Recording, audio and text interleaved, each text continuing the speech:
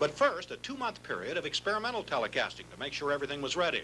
And a film recording was made the first day the transmitter was turned on. A big day for station manager Johnny Gillen. This is a great night for all of us, and I know it's going to be a great night for the entire Middle West surrounding this trade territory. With newscaster Ray Clark holding the mic, Director of Engineering Bill Cotera told Gillen what buttons to push and levers to flip. For these men, it could have been an Apollo launch. Now, if you will, you can apply the driver to the sound, which you'll find right there. I have pushed the button on the sound driver. That's right. Now the picture driver. The picture driver has been pushed, Bill. Notice now that all the lights are in readiness, and there remains only to push the sound power amplifier, which is there on your left. The sound power amplifier has been pushed.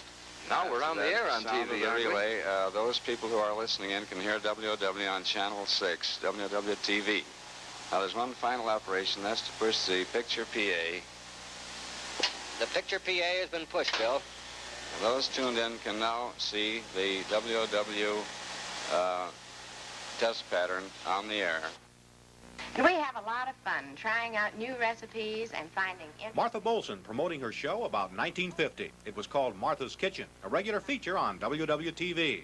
There's always something very delicious coming out of that oven, and this is chicken. And it's still called that today on another station now, KETV, and some things never change. I'll tell you what our number one problem was, and I think it'd be the same one, was the staff getting into the refrigerator and eating all the food that I'd shop for the next day. Martha's Kitchen was one of the very few programs back then. Here's our log with all of the programs and commercials for today. And here it is, what it looked like back in October 1949. A half page noting 5 hours of film or live programming beginning at 12 noon.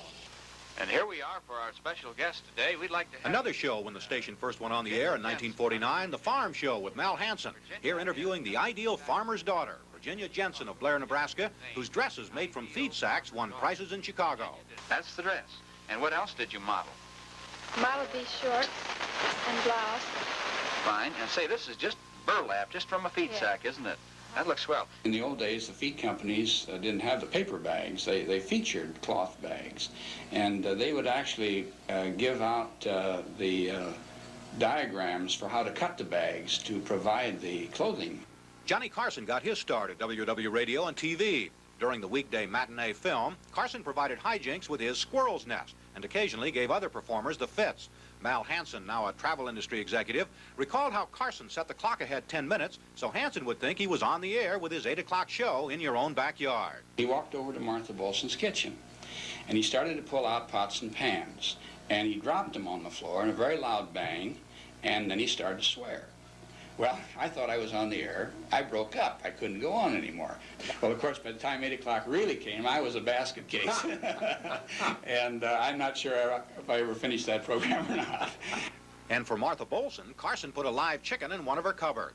The next time I came to look, you saw one surprised chicken sitting inside of that cabinet in the kitchen. And I was one surprised person, too.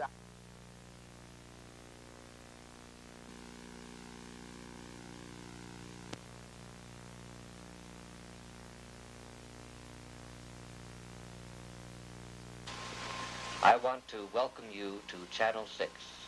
August 29th, 1949. A welcome from station manager Johnny Gillen and prophetic words about what was to come.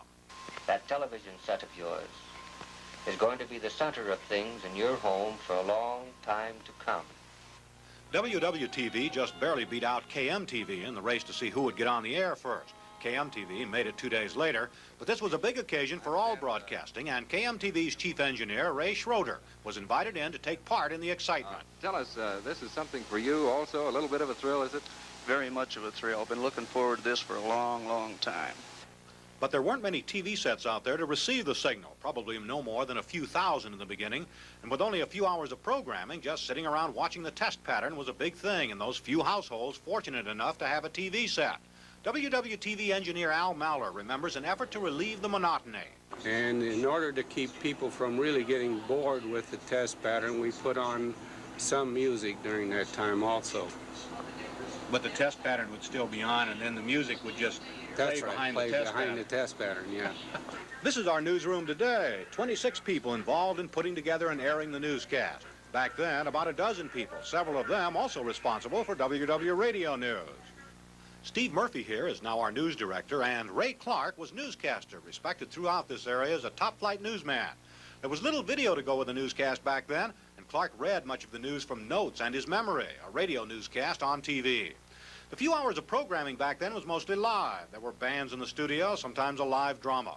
But even on that first day, a relay station was being put atop the telephone building downtown to transmit live programming from the Dumont television network a year later. In the meantime, I'm sure that our audience will be interested to know that we will have what they commonly call kinescope film, programs that are actually filmed at the time the program is being broadcast, and those shows will include the Milton Berle Show, the Kukla, Fan and Ollie Show, Who Said That, the Broadway Review, the Morton Downey Show.